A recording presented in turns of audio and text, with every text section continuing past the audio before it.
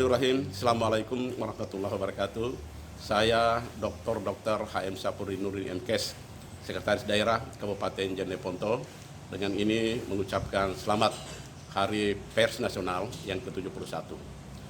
Ini juga menjadi sebuah momentum oleh Tribun Timur.